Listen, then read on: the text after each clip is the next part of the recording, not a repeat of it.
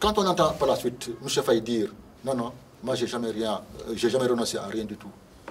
Alors, c'est presque une blessure. Parce que quand même, celui qui vous parle, quand même, est un magistrat sénégalais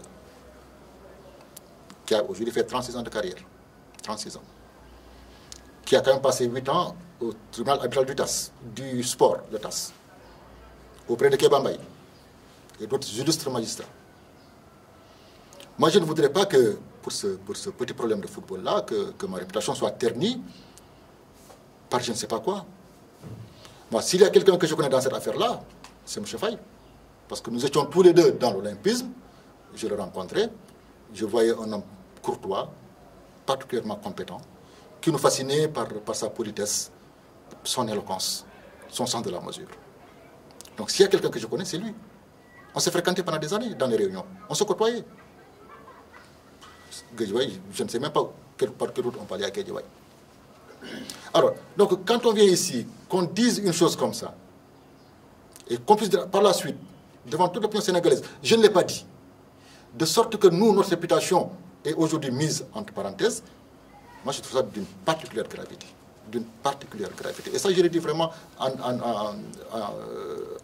interpellant M. Faye. Ce n'est pas n'importe qui. Aujourd'hui, il a un dossier qui est mal ficelé depuis le départ, depuis le protocole. Comment on peut intervenir dans le football en signant un protocole de 6 ans, quand on sait que quand même, ça c'est des choses qui se font dans la durée.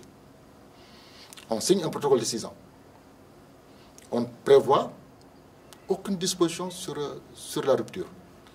On ne fixe aucune limite de préavis. Je le disais à mes chers collègues que même les locataires qui payent 6 mois, c'est que pour quitter les locaux, il doit donner un préavis de 6 mois. Même le bailleur qui loue à, je ne sais pas, n'importe qui, à 3 000 francs CFA, c'est qu'avant de rompre le contrat, il faut un préavis de 6 mois. Aujourd'hui, nous avons 2 parties qui signent un contrat quand même avec des enjeux financiers énormes, sur 6 ans, sans aucune disposition sur la rupture. Rien. Rien sur le préavis. Deuxièmement, nous avons 2 parties qui signent un protocole en violation flagrante des textes de la Fédération sénégalaise de football. D'ailleurs, ils ont signé le protocole le 22 novembre 2011. La fédération n'a été informée qu'en 2014. C'est en 2014 que Djamil a écrit à la fédération pour le notifier la création de la société Guédiawaye Football Club SAS. 3 ans après le protocole. Donc pendant 3 ans, il jouait dans l'illégalité totale. Troisièmement, aujourd'hui, on sait que tels que les textes sont rédigés, Diapo n'avait pas le droit d'intervenir dans le football sénégalais. Ça, moi, je parle texte, je ne parle pas sentiment. Aujourd'hui, qu'est-ce qui se passe? Diapo, l'association retire son agrément. Enfin, retire son agrément, casse la relation. Alors que Diapo n'intervenait dans le football que parce qu'elle était adossée à l'association. N'est-ce pas? En vertu des textes, c'est l'association qui crée la société. Et donc, même si l'association crée la société, c'est l'association qui reste affiliée. Quand on colle cette situation à notre dossier, Diapo n'existe dans le football sénégalais que parce que Diapo est adossé à l'association Guédiawaye.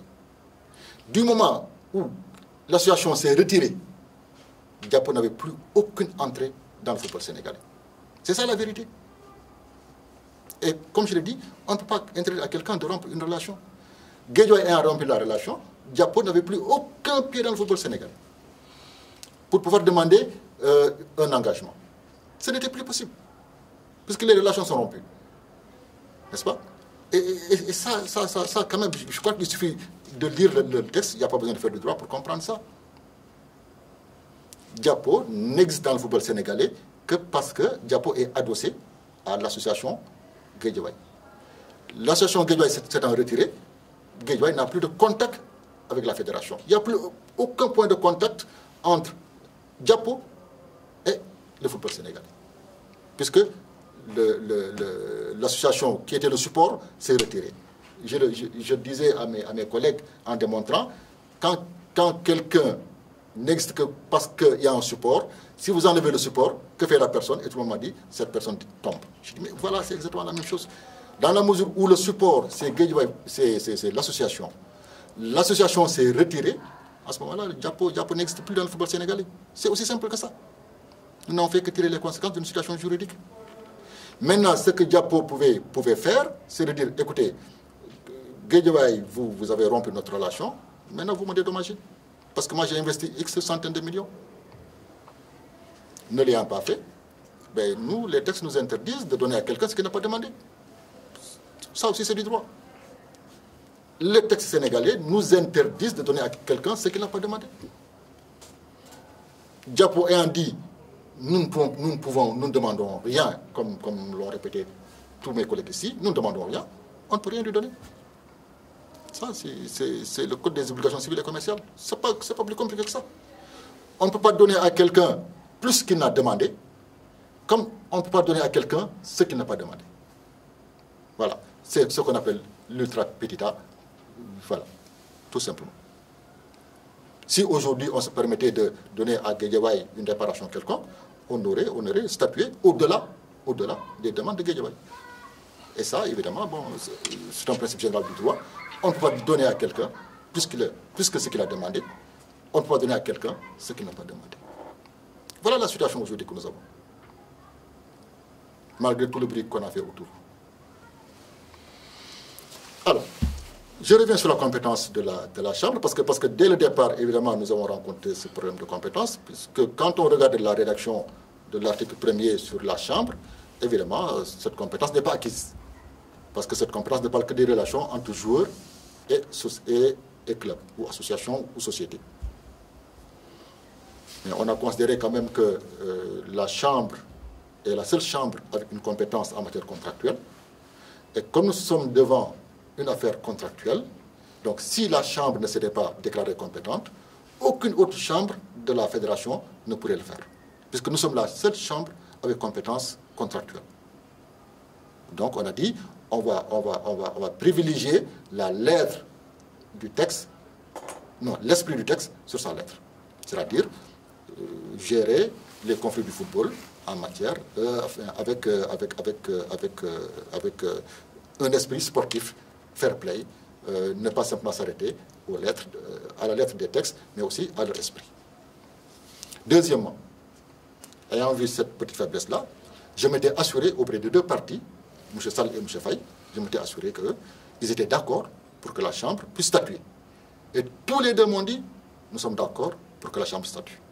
Je crois que tout le monde peut le confirmer ici.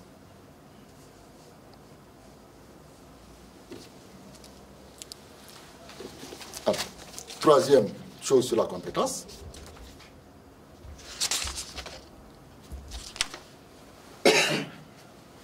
Et je crois que là c'est quand même important, puisqu'il y a eu des développements après.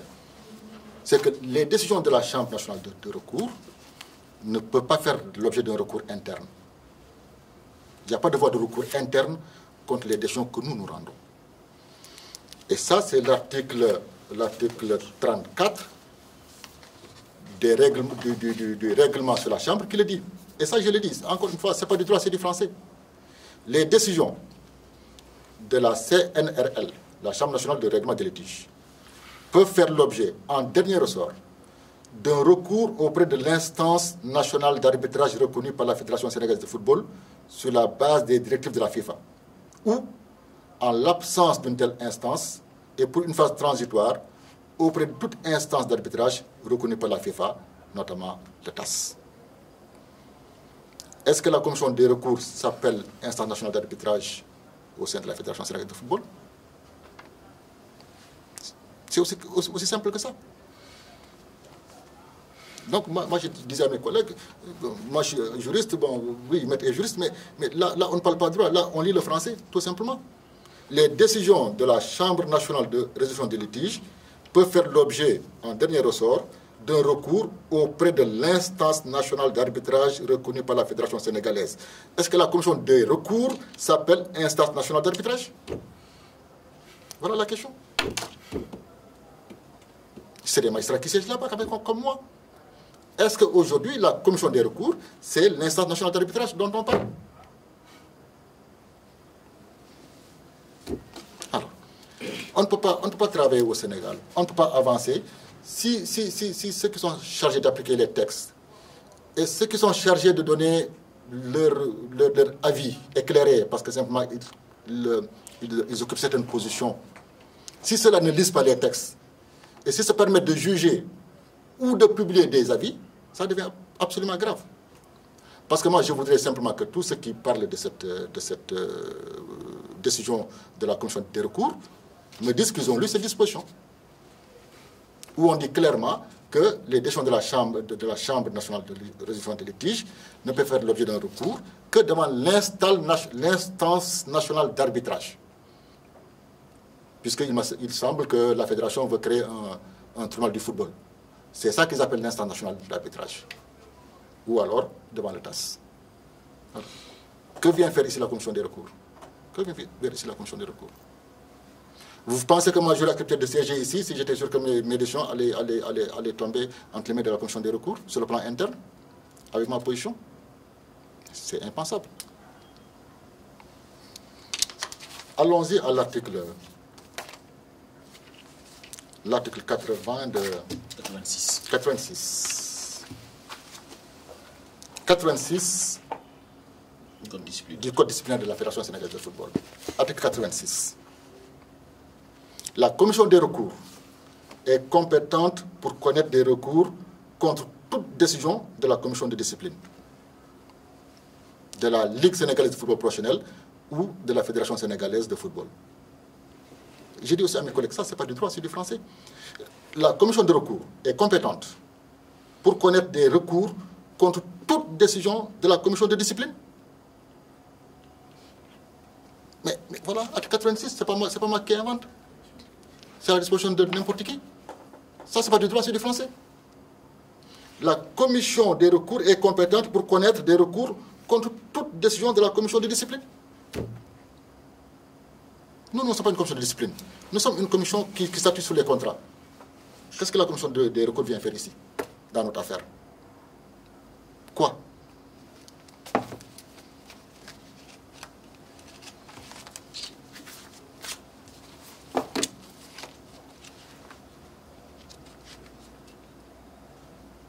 Alors, pour revenir sur le même point, les règlements généraux de la Fédération sénégalaise, article 162,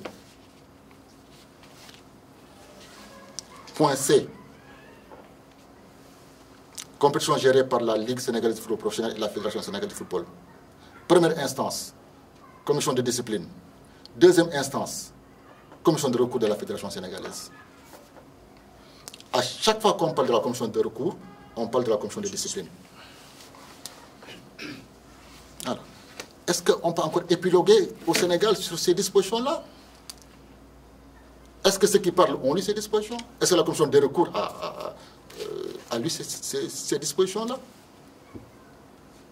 Voilà la question. Et pourtant, aujourd'hui, on est en train de remercier les terres pour des choses qui sont élémentaires, à mon avis. Et aujourd'hui, l'occasion nous a donné d'éclairer quand même l'opinion publique, uniquement par souci d'honnêteté intellectuelle. Tout simplement. Voilà. Donc voilà dans les grands traits, évidemment, l'économie de notre décision. C'est-à-dire que nous reconnaissons effectivement qu'il y a une rupture abusive, mais comme de l'autre côté, on ne nous a rien demandé, on ne peut rien donner. Tout simplement. Si Diapo nous avait demandé une réparation, on aurait statué sur la réparation. Évidemment, après avoir pris l'avis d'un expert sur les investissements et aussi sur les gains. On ne nous a rien demandé, on n'a rien donné. C'est aussi simple que ça. Pour la rupture, on a dit effectivement qu'on ne peut pas obliger une entité à rester dans une relation. Voilà. Personne ne peut être obligé à rester dans une relation. Ni d'affaires, ni sentimentale, ni autre chose. Chacun est libre de ses actes. Par contre, quand on adopte une position qui est contraire à la loi, on paye. Voilà. On peut rompre, mais quand la rupture est abusive, on paye. Mais à condition qu'on demande à être indemnisé, tout simplement. Pour les engagements, ben, on a considéré que Diapo n'existe dans le football sénégalais que parce que Diapo est adossé à l'association Guédiawaye. L'association Guédiawaye s'étant retirée, Diapo disparaît du football sénégalais. C'est aussi simple que ça. C'est brutal, mais c'est aussi simple que ça. Voilà. Parce que Diapo est une société qui n'existe que parce qu'il y a un support qui s'appelle Association Guédiawaye. Le support, c'est un retiré. Mais Guédiawaye ne peut plus rester debout. Le Diapo ne peut plus rester debout. Ce n'est pas compliqué. Ce n'est pas prendre parti. Ce n'est pas être Mouchefaï. Ce n'est pas être contre Mouchefaï. C'est dire la vérité telle qu'elle est. C'est dire les textes sénégalais de la Fédération sénégalaise de football tels qu'ils sont. Bon, maintenant, à chacun de prendre ses responsabilités. Voilà, si quelqu'un a quelque chose à ajouter à cette présentation, évidemment, je lui donne la parole. Sinon, si vous avez des questions, nous sommes prêts à répondre à ces questions.